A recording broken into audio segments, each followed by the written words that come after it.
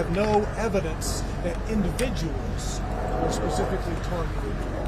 This school, this church building, was a target of the shooter, but we have no information at present to indicate that the shooter was specifically targeting any one of the 6 individuals who were murdered.